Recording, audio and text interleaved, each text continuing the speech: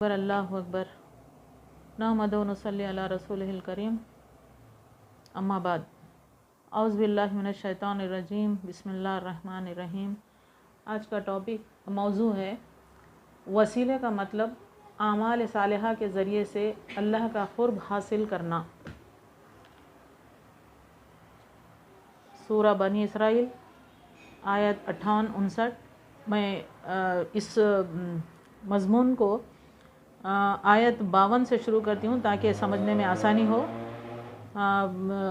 یہاں غور کیجئے، وَقُلْ لِعِبَادِي يَقُولُوا الَّتِي هِيَ أَحْسَنُ إِنَّ الشَّيْطَانَ يَنزَغُ بَيْنَهُمْ إِنَّ الشَّيْطَانَ كَانَ لِلْإِنسَانِ عَدُوًّا مُبِينًا۔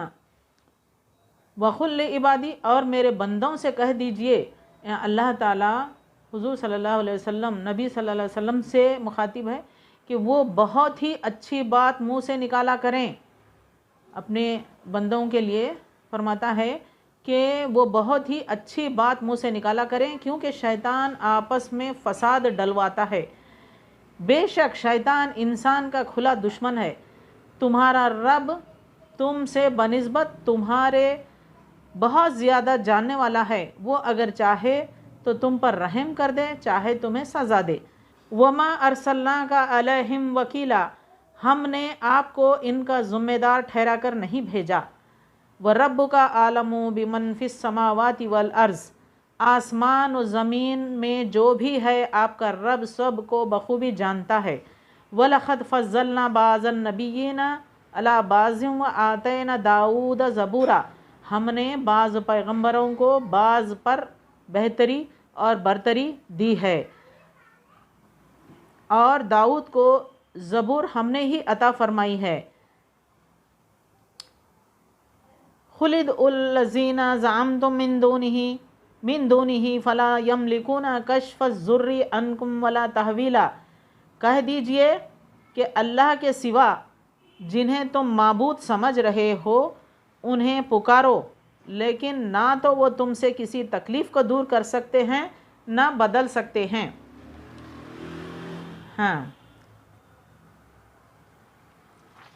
تو یہاں پر اللہ تعالیٰ نے مذکورہ آیت میں من دون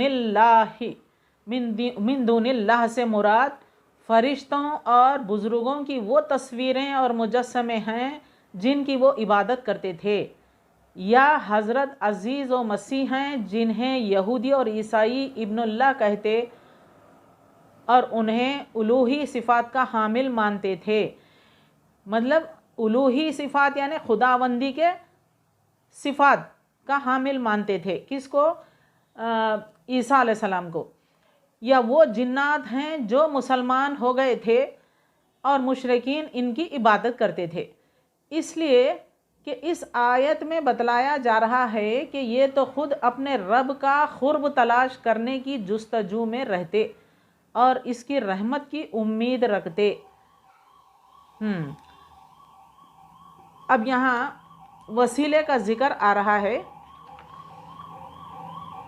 تحویلا اولئک الذین یدعون یبتغون الی ربہم الوسیلۃ ایہم اقرب ویرجون رحمتہ ویخافون عذابہ، جنہیں یہ لوگ پکارتے ہیں، یہ ترجمہ ہے، جنہیں یہ لوگ پکارتے ہیں خود وہ اپنے رب کے تقرب کی جستجو میں رہتے ہیں کہ ان میں سے کون زیادہ نزدیک ہو جائے۔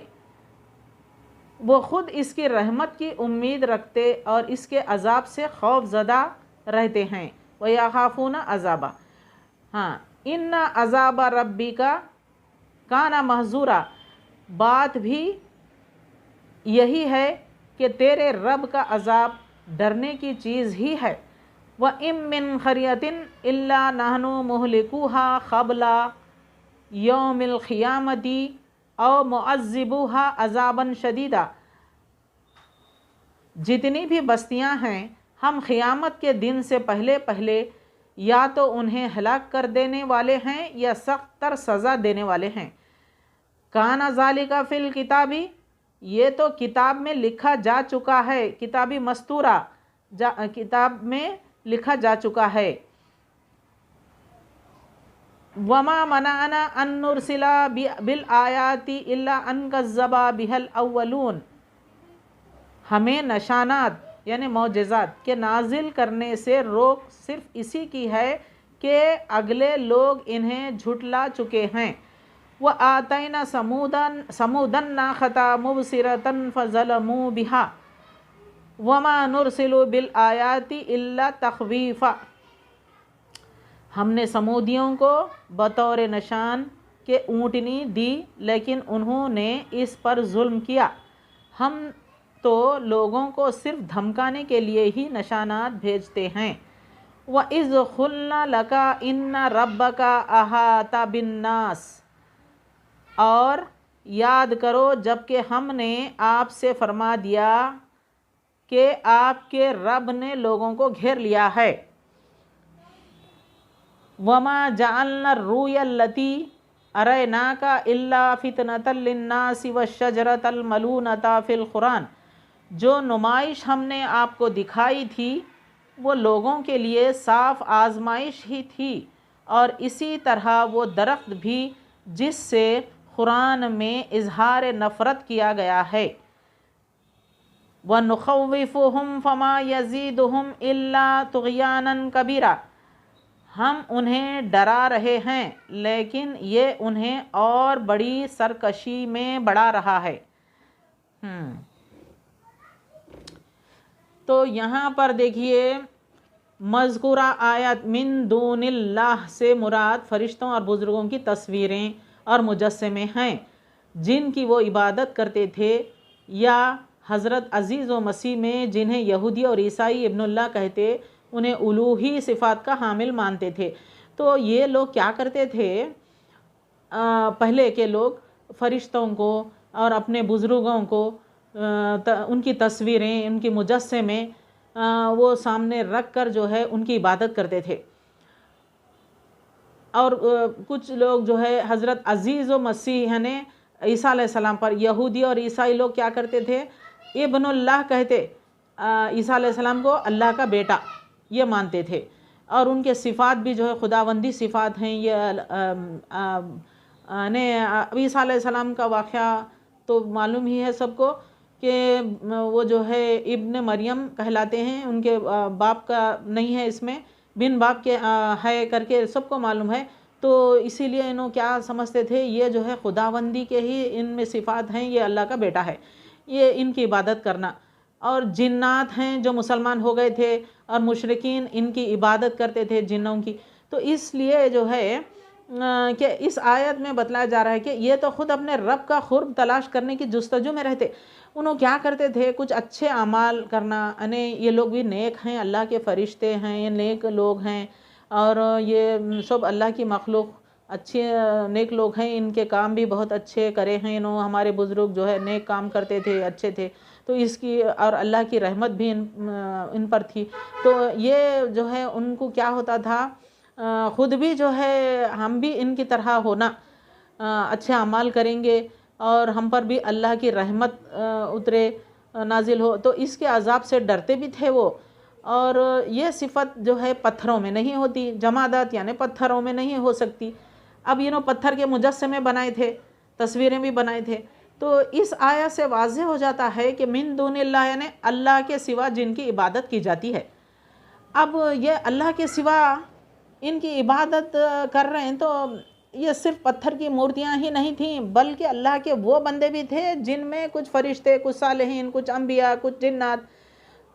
تو اللہ تعالیٰ نے سب کی بابت فرمایا کہ وہ کچھ نہیں کر سکتے، سب کے بارے میں بول دیا، تم انبیاءوں کو رکھو یا فرشتے کو سامنے رکھو یا پھر جناتوں کو رکھو، لیکن سامنے مجسمے ہیں، تو ان سب کی بابت جو ہے اللہ نے یہ کچھ نہیں کر سکتے بتا دیا، نہ کسی سے تکلیف دور کر سکتے ہیں، نہ کسی کی حالت بدل سکتے ہیں، تو اپنے رب کے تقرب کی جستجو میں رہتے ہیں۔ یہ جو ہے یہاں پر ایک آیت میں کیا دکھا رہا ہے، وہ خود اپنے رب کی اولئک الذین یدعون یبتغون الی ربہم الوسیلۃ، خود اپنے رب کے تقرب کے جستجو میں رہتے ہیں، تقرب کے جستجو میں رہتے ہیں اس کا مطلب اعمال صالحہ کے ذریعے سے اللہ کا قرب ڈھونڈتے ہیں۔ تو ہمارا موضوع یہی ہے۔ تو اعمال صالحہ کیا ہے؟ نیک اعمال، اعمال صالحہ نے نیک اعمال۔ ابھی اللہ تعالیٰ جو ہے اب قرآن میں، اب ہم اللہ سے یہ مدد مانگتے ہیں کہ یا اللہ قرآن تیرے پیارے حبیب اور تیرے کلام پاک کا واسطہ، یعنی قرآن کا ہم واسطہ لیتے ہیں۔ تو قرآن میں کیا دکھا رہا ہے؟ قرآن میں ہمارے کو تمام اصول ہے، کس طرح سے ہم کو رہنا چاہیے، اللہ تعالیٰ کی ہدایت کیا ہے، اور ہم اس پر ایمان رکھنا چاہیے، انبیاؤں پر۔ اور اللہ تعالیٰ اتنی مخلوق بنایا ہے، آسمان، زمین، پیڑ پودے، ستارے، سب ہماری خدمت کے لیے رکھا ہے، اشرف المخلوقات ہیں ہم انسان۔ تو ہم ان سب چیزوں پر ایمان رکھنا چاہیے۔ اس کو چھوڑ کر جو ہے ہم کیا کر رہے ہیں اعمال صالحہ میں، اور کفالت بھی ہے۔ اب قرآن میں کیا دیا ہے؟ غریب، مسکین، مسافر، ان کی مدد کرو، ان کو کھانا دو، ان کی ضرورتیں پوری کرو، مدد کرو، اور ان کی کفالت کرو۔ کفالت کیا ہے؟ تو ان کی دیکھ بھال کرو، انہیں تعلیم کے لیے ان کے پاس خرچ کرنے کے لیے کچھ نہیں ہے، تو اب تم اس کا ان کے بچوں کی تعلیم کا خرچہ اٹھاؤ۔ تو یہ سب کیا ہے؟ نیک اعمال ہیں۔ تو اگر ہم یہ نیک اعمال کرتے ہوئے اللہ سے ہم مدد مانگیں گے، خشوع و خضوع سے، تہہ دل سے ہم اللہ سے رجوع ہو کر اللہ سے مدد مانگیں گے، تو اللہ ہماری مدد ضرور کرتا ہے۔ یہ نہیں کہ ہم دل سے نہیں کر کے حرام کمائی لا کر لوگوں کو دکھانے کے لیے کر رہے ہیں۔ حرام اور حلال کی کمائی کا بھی بہت بڑا بیان ہے۔ تو اللہ تعالیٰ جو ہے حرام کمائی سے اس طرح کی مدد کرنے کو نہیں کہا، حلال کمائی سے کرنا ہے۔ تو اس میں اگر ہم صحیح صراط مستقیم پر چل کر اس اللہ کے کلام پر نے اس کو وسیلہ مان کر قرآن مجید کی تعلیم کو ہم خشوع و خضوع سے تعلیم کو غور و فکر کر کے عمل کریں، تو جو ہے ہم ضرور جو ہے فیض یاب ہوں گے اللہ سے، اور ہمیں ضرور مدد کرے گا۔ ہم جو چاہتے ہیں، ہم دولت چاہتے ہیں، ہم اولاد چاہتے ہیں، ہم کیا چاہتے ہیں، اللہ ہم کو ضرور دے گا، لیکن ہم اس کے بتائے ہوئے راستے پر چلیں۔ اعمال صالحہ کا یہی مطلب ہے، وہ قرب ڈھونڈتے ہیں۔ تو یہی وسیلہ ہے جسے قرآن نے بیان کیا ہے۔ وسیلے کا مطلب یہاں یہی ہے۔ اب لوگ جو ہے اس کو وسیلہ مان کر چلنا، وسیلہ مان کر چلنا، چلو اب لوگ جو ہے اتنا بڑا ایشو بنا دیے اس کو، وسیلہ درگاہوں پہ جانا شروع کر دیے۔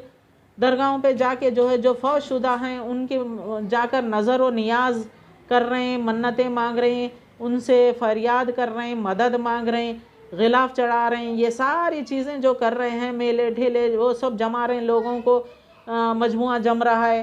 تو یہاں یہ عمل سے اس کو اللہ تعالیٰ وسیلہ نہیں کہا، یہ وسیلہ نہیں ہے، یہ تو ان کی عبادت ہے جو شرک ہے، شرک کر رہے ہیں نا۔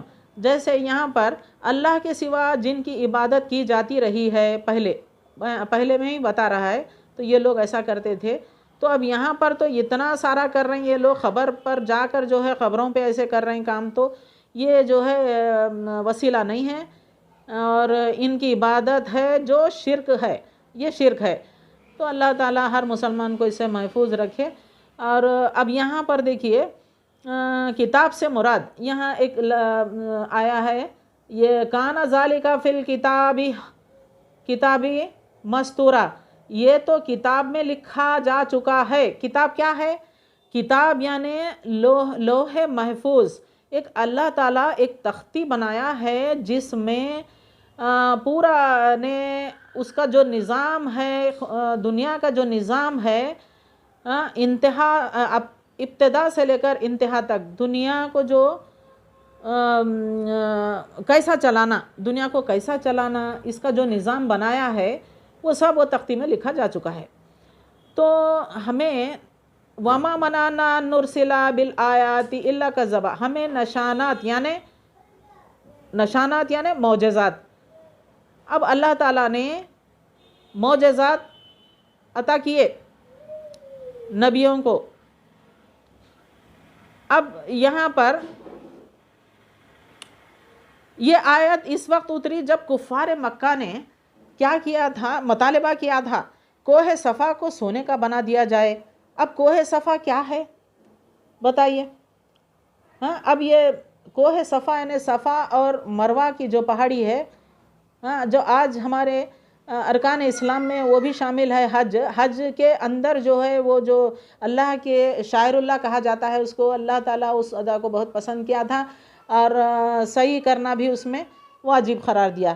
تو اب یہ جو سعی کرتے ہیں ہم لوگ صفا اور مروہ، تو یہ صفا کی پہاڑی کو جو ہے سونے کا بنا دو۔ ان کی فرمائشیں ایسی تھی، مطالبے تھے ان کے کفار مکہ کے کہ کوہ صفا کو سونے کا بنا دیا جائے، مکے کی پہاڑ اپنی جگہ سے ہٹا دیے جائیں تاکہ وہ کاشتکاری ممکن ہو سکے، جس پر اللہ تعالیٰ نے جبرائیل کے ذریعے سے ایک پیغام بھیجا کہ ان کے مطالبات ہم پورے کرنے کے لیے تیار ہیں، لیکن اس کے بعد بھی وہ ایمان نہ لائے تو پھر ان کی ہلاکت یقینی ہے۔ اس وقت اللہ تعالیٰ کے تمام ایمان پر چلتے ہی نہیں تھے، اتنے سرکش قوم تھی یہ اہل مکہ، بہت سرکش قوم تھی، وہ کبھی اللہ پر ایمان ہی نہیں لاتے تھے۔ تو اللہ تعالیٰ جو ہے ان سے ایسے مطالبات کرتے تھے نبیوں سے، جیسے اب چٹان سے جو ہے وہ نکالو، کیا اونٹنی کو پیدا کرو، چٹان سے اونٹنی کو پیدا کرو۔ سمودیوں نے اس طرح سے مطالبہ کیا تھا۔ تو یہاں پر دیکھیے اللہ تعالیٰ نے جبرائیل کے ذریعے سے پیغام بھیجا کہ ان کے مطالبات ہم پورے کرنے کے لیے تیار ہیں، لیکن اس کے بعد بھی وہ ایمان نہ لائے تو پھر ان کی ہلاکت یقینی ہے، پھر انہیں مہلت نہیں دی جائے گی۔ نبی صلی اللہ علیہ وسلم نے بھی اسی بات کو پسند فرمایا کہ ان کا مطالبہ پورا نہ کیا جائے تاکہ یہ یقینی ہلاکت سے بچ جائیں۔ اب دیکھیے، اب نبی صلی اللہ علیہ وسلم کو تو یہ نبی ہیں، اللہ کے رسول ہیں، اب ان کو تو پتہ ہے کہ ہلاکت کرنا تو یقینی ہے، ہلاک ہو جاتی ہے یہ امت، میری امت ہے۔ اب کیسے کرنا؟ یہ ہونا ہی نہیں، یہ مطالبہ پورا نہ کیا جائے، کیونکہ اللہ تعالیٰ فرما رہا ہے کہ پچھلے یعنی اگلے جو پہلے جو آئے ہیں قومیں، وہ لوگ ایسے مطالبات کرتے تھے جیسے چٹان سے وہ اونٹنی کو نکال کے دکھاؤ۔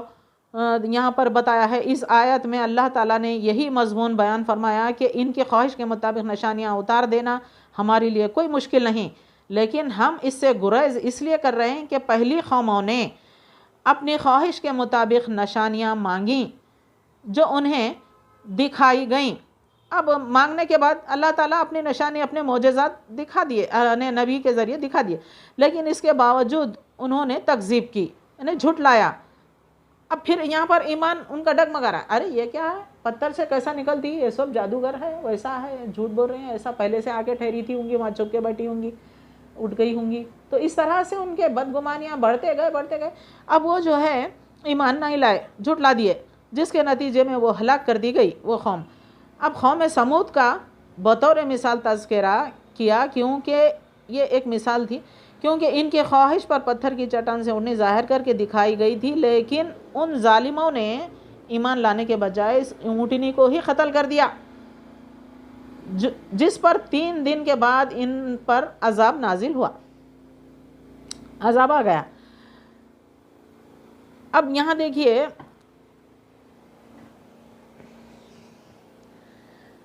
اللہ تعالیٰ جو ہے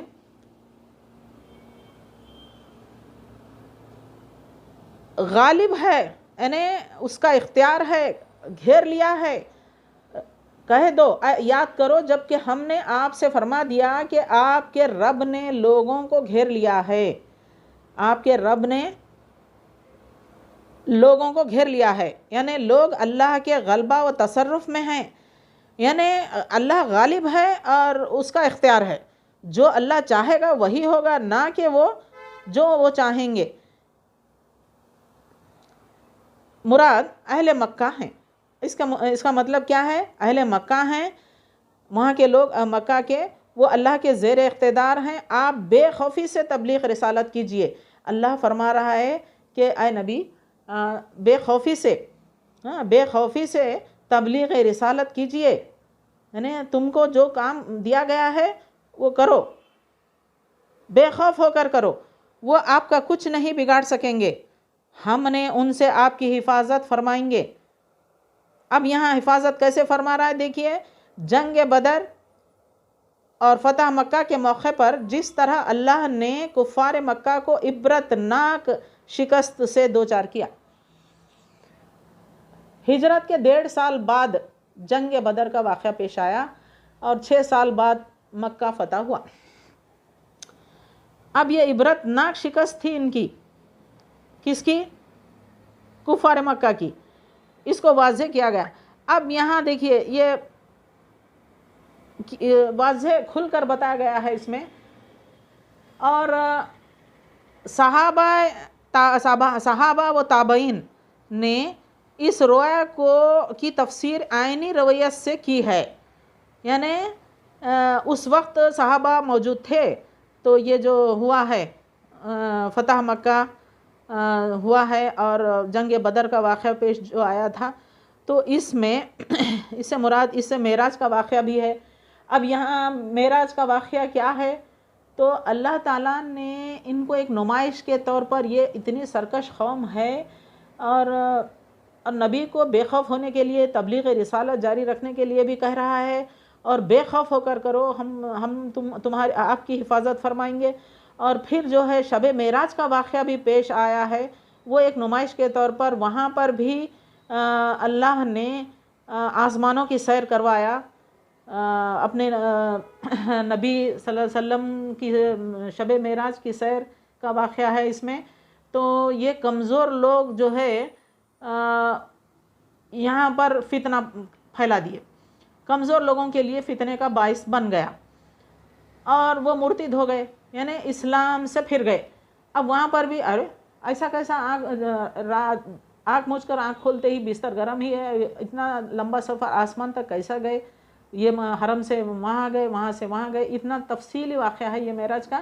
لیکن یہاں پر مختصراً اللہ تعالیٰ یہ انہیں تفسیر مفسرین نے اس کو زخم کا ایک مثال، انہیں ایک واقعہ بتایا ہے۔ تو درخت سے مراد زخم تھور کا درخت ہے، جس کا مشاہدہ نبی صلی اللہ علیہ وسلم نے شب معراج یعنی جہنم میں کیا۔ اب کیا مشاہدہ کیا؟ یہاں پوچھا گیا کہ یہ کون سا درخت ہے، تو جبرائیل نے بتایا کہ یہ جو ہے جہنمیوں کا درخت ہے، جس میں ان کی غذا ہے، یہ جہنمیوں کی غذا ہے۔ جیسے دوسرے مقام پر بھی ہے، سورہ دخان میں یہ آیا ہے، اس کا ذکر آیا ہے، ان شجرۃ الزقوم طعم الاسیم، آیت نمبر 43 اور 44 ہے۔ زخم کا درخت ایک ایسا درخت ہے، گنہگاروں کا کھانا ہے، یہ کھولتا ہوا پانی کی طرح جہنمیوں کے پیٹ میں کھولتی ہوئی غذا ہے یہ، یعنی پانی جس طرح کھولتا ہے پیٹ میں ان کے، اس طرح سے وہ کھولتا ہے یہ درخت، ان کی غذا بنا دیا ہے۔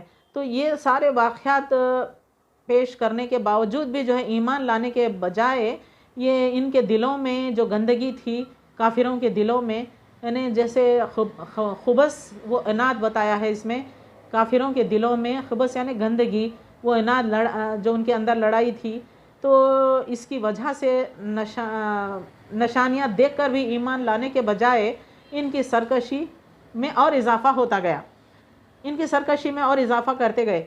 تو اب یہاں پر دیکھیے، یہ تو ہم ترجمہ اور تفسیر وغیرہ دیکھ لیے۔ میں یہ کہنا چاہوں گی کہ آج کل لوگ جو ہے درگاہوں میں جانوروں کو لے جا کے نظر و نیاز کرتے ہیں۔ اللہ تعالیٰ صاف فرما رہا ہے کہ یہ کفر کے وجہ سے جو ہے ہم ہلاک کر دیے۔ دیکھیے ہلاکت کی وجہ کیا ہے اس میں؟ کفر اور شرک، کفر اور شرک اور ظلم و طغیان، یعنی سرکش قوم تھی، تو وہاں کی قوموں کو جو ہے ہلاک کر دیا گیا۔ تو اب یہاں پر کفر کیا ہے؟ یعنی اللہ کو نہیں ماننا، اس کی عطا کردہ چیزوں کو، یعنی اس کی جو کائنات ہے پوری، جو اس کا نظام ہے جو بنایا ہے، اس کو نہیں مان کر بس وہ خود بخود دنیا بن گئی، ایسا ہو گیا ویسا ہو گیا، اللہ ہے ہی نہیں، اللہ کا وجود ہی نہیں ہے، یہ سب من گھڑت کہانیاں ہیں، اس طرح سے سوچ رکھنا، یہ سراسر بیوقوفی ہے۔ تو اس کی اطاعت کرنا چاہیے، اور یہ اللہ کی کائنات پر غور خشوع و خضوع سے جو ہے اس میں رجوع ہونا چاہیے کہ کیا ہے یہ، اس پر غور طلب ہے یہ باتیں۔ تو اللہ جو ہے دنیا کو کیسے بنایا، آسمان بنا چھت کے سہارے کے آسمان کھڑا کر دیا، پہاڑوں کو رکھا، پیڑ پودے ہیں، یہ تمام چیزیں ہیں جو ہماری خدمت کر رہے ہیں، سورج چاند یہ سب ہمارے لیے کیا ہے۔ تو اس سے انسان بڑا ناشکرہ ہے۔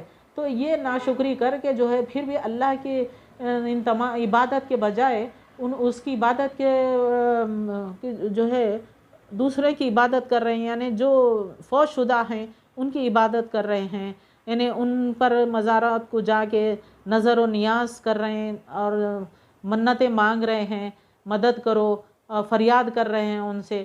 تو یہ کیا دیں گے؟ اللہ خود فرماتا ہے کہ یہ کچھ دے نہیں سکتے، نہ تمہارے حالت کو بدل سکتے ہیں، اپنے تقرب کی جستجو میں رہتے ہیں، لوگ رہتے ہیں دلچسپی۔ اب ہم کیا کرنا، ہم بھی جو ہے ایسی جستجو رکھو، نیک اعمال کر کے اللہ سے توقع رکھو، توکل کرو اللہ سے کہ ہمیں ضرور یہ مدد کرے گا۔ ہم اتنے اچھے نیک کام کر رہے ہیں، کفالت بھی کر رہے ہیں لوگوں کی، غریب بچوں کی مدد کر رہے ہیں، پڑھا رہے ہیں، اور ان کی جو ہے مسکینوں کو ان کو اچھا بے شک اولیاء اکرام ہیں، لیکن ہم ان کی زیارتیں کرتے ہیں، لیکن یہ نہیں کہ ہم ان کو اللہ کی جگہ پہ رکھ کے جو ہے انہی سے مدد مانگو، انہی کے سامنے فریاد کرو، یہ تو غلط بات ہے۔ اللہ تعالیٰ خود یہ مخلوق ہے اللہ کی، اولیاء اکرام بھی اللہ کی مخلوق ہے، انہوں کوئی نیک کام کیے ہیں، نیک کام کر کے اعمال صالحہ کر کے ہی جو ہے ان کو وہ مقام ملا ہے۔ تو اللہ تعالیٰ ان کو انعامات و اکرامات سے نوازا بھی ہے۔ تو اب یہ کرامتیں وہ ہیں، ان کا مقام اعلیٰ رکھا ہے، تو ہم ان کی تعظیم کرنی چاہیے۔ ہاں، ہم بھی ان کو ریسپیکٹ دینا چاہیے، جس طرح ہم اپنے استاد کو دیتے ہیں، ان کی تعلیم ہم کو تعلیم دیے ہیں انہوں، تو ہم انہوں آئے تو ہم کھڑے ہو کے ٹھہرتے ہیں، سلام کرتے ہیں، ادب کرتے ہیں، بٹھاتے ہیں۔ تو اس طرح سے اگر وہ اولیاء اکرام بھی جو ہے ان کے تعلیمات اچھے تھے، ان کی کتابیں وغیرہ پڑھ کے جو ہے لوگ ان سے فیض حاصل کرنا کی کوشش کر رہے ہیں، تو انہوں کیسے کرے ہوں گے اللہ کے سامنے، انہوں بھی کیسا نیک کام کر کے جو ہے قرب حاصل کرے۔ تو اگر وہاں جا کر جو ہے کچھ مسکینوں کو کھانا کھلا رہے ہیں، تو میں سمجھتی ہوں اگر مسکین تو اسی جگہ پہ مسکین لوگ ملیں گے۔ آج کل دنیا میں کہاں مسکین لوگ نظر آتے ہیں، کوئی بلاتے ہیں تو آتے بھی نہیں ہیں کھانے کے لیے، ہم کو غریب کیسے سمجھے، ہم ویسے ہیں کیا، ہم ایسے ہیں کیا، اس طرح سے بحث ہو جاتی ہے۔ اگر وہ درگاہوں کو جا کے کچھ سکون تلاش کرتے ہیں لوگ، وہاں پر لوگوں کو مسکین فقراء ہے وہاں پھرتے رہتے ہیں لوگ، تو ایسے لوگوں کو بلا کے کھانا وانا کھلا دیے، تو اس میں میں سمجھتی ہوں اس میں کوئی شرک یا بدعت یا پھر کفر یہ تو نہیں ہے۔ البتہ ان کی مدد لینا، ان کے سامنے فریاد رکھنا کہ تم ہماری مدد کرو، ہمیں اولاد سے نوازو، ہمیں دولت دو، ہمارا وہ کرو یہ کرو، ان سے مدد کیوں لیتے ہیں؟ مدد نہیں لینا چاہیے۔ وہ خود جو ہے اللہ کے سامنے گڑ گڑا کے اپنے اچھے کام کر کے انہوں حاصل کرے ہیں اپنا مقام۔ تو ہمارا کام کیا ہے؟ اگر ہم بھی نیک اعمال کرو، لوگوں کی مدد کرو، اور جو ہے اللہ کو خوش کرو۔ جیسے اب یہاں ایک مریم کا واقعہ ہے، تو دیکھیے مریم علیہ السلام کی والدہ بھی جو ہے اللہ کے سامنے خشوع و خضوع سے تہ دل سے نظر مانگی تھی کہ مجھے اولاد ہوگی تو میں تیری نظر کر دوں گی، تو اللہ کو پسند آیا، تو اللہ جو ہے پسند کر کے ان کو اولاد سے نوازا۔ اب وہ آزمائش میں لڑکی پیدا ہو گئی، تو اب یہ اتنا لمبا ان کا واقعہ ہے، ہمارا موضوع وہاں تک نہیں ہے، صرف نظر اور نیاز کی بات آ رہی ہے، نظر و نیاز کی۔ اللہ کو نظر کرو، اس سے منتیں مانگو، مراد مانگو اللہ سے، نیک اعمال کر کے مانگو۔ اور اس طرح سے دوسرے زکریا علیہ السلام بھی ہیں، اب وہ بھی انبیاء بھی جو ہے اللہ کے سامنے اپنے نیک اعمال کر کے جو ہے مانگتے تھے، وسیلہ بھی وہ لوگ تلاش کرتے تھے، لیکن اس طرح سے نہیں کہ جو فوت ہو چکے ہیں ان کے سامنے جا کر جو ہے مدد مانگو، یہ نہیں تھا انبیاؤں کا، ان کا طریقہ یہ نہیں تھا۔ جیسے زکریا علیہ السلام نے مریم علیہ السلام کی جو ہے ان کے والدہ کو جو نظر ہوئی کرے ہیں وہ ان کو کیسے نوازا ہے، اور فرشتہ جو ہے غائب سے کھانا بھی پہنچاتا تھا. تو اللہ اتنا سب کچھ کر رہا ہے، تو آپ ان کو وسیلہ مان کر جو ہے ذکر علیہ السلام نے بھی دعا مانگی تھی کہ مجھے اولاد سے نواز. تو اللہ تعالیٰ ان کی فریاد سن کے ان کو بھی جو ہے ایک اولاد عطا کیا، یحییٰ علیہ السلام کو. تو اس طرح سے ہم آگے اور پہلے کے انبیاؤں پہ نظر ڈالیں گے، غور کریں گے، تو ابراہیم علیہ السلام کے واقعات بھی ہیں. تو ان کے بھی جو ہے وہ بھی عمر ہو گئی تھی، تو اتنے کافی ضعیفی میں ان کو اولاد سے نوازا. سارہ علیہ السلام کو بھی جو ہے ان کو نوازا. تو اس طرح سے جو ہے تو ہم ان کی سنتوں پر غور کرنی چاہیے، ہم اس پر توجہ دینی چاہیے کہ یہ لوگ اللہ سے کس طرح سے وہ مانگے ہیں، کس طرح سے انہوں اپنے قربانیاں دیے ہیں. تو ہمیں بھی ویسا ہی راستے پر چلنا چاہیے.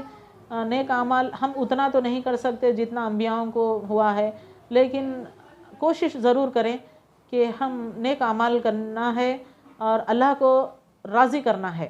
اگر وہ راضی ہے تو ہمیں خوش رکھے گا دنیا میں، اور ہمارا مقام بھی بلند کرے گا، مرتبہ بلند ہوگا ہمارا.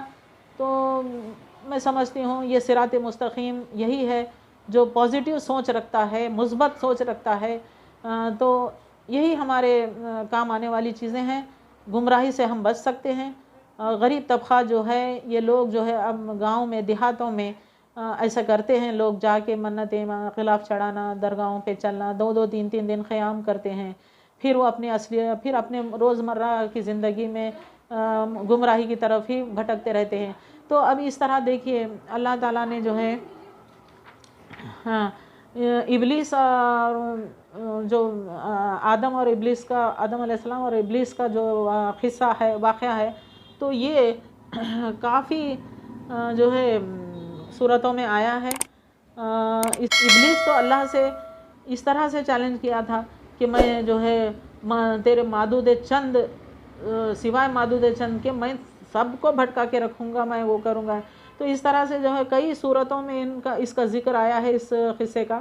سورہ بقرہ میں ہے، سورہ اعراف میں، ہجر میں، تو یہاں جو ہے عزیز سورہ کہف میں، سورہ طٰہٰ، سورہ صاد، تو اس طرح کا ذکر آیا ہے. تو اب آج بھی وہ کیا کر رہا ہے شیطان؟ موسیقی، گانا بجانا، یہ وہ گمراہی کے راستے پر لے جا رہا ہے.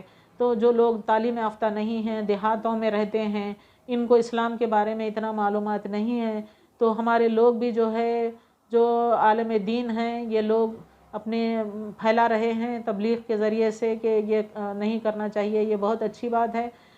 تو میں جہاں تک سوچ رہی ہوں معاشرے میں عورتیں بھی جو ہیں اس بات کو غور کریں کہ اپنے اولادوں کے لیے صحیح راہ دکھاتے رہیں. اس طرح سے فضولیات میں جانا نہیں ہے، اور جا کے درگاہوں میں یہ سب چڑھاوے وہ یہ سب کر کے اخراجات کر کے جو ہے خرچ کر کے اس کچھ حاصل ہونے والا نہیں ہے. اللہ خود کھل کر فرماتا ہے کہ اس کی بابت فرمایا کچھ نہیں کر سکتے، یہ لوگ کچھ نہیں کر سکتے جو فوت شدہ ہیں. تو نہ یہ تمہاری تکلیف دور کر سکتے ہیں، تو نہ تمہاری حالت بدل سکتے ہیں. تو پھر کیوں ہم یہ کام کے پیچھے لگے رہنا؟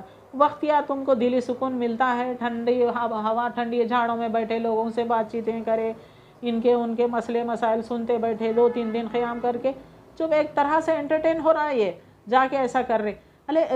کیوں اپنی اعتدال زندگی میں یہ سب چیزوں کو چھوڑ کر صراط مستقیم پر ہی چلو، اپنی حیثیت کے مطابق چلو، جو بھی اگر مل رہا ہے اسی میں جو ہے کفایت ہے.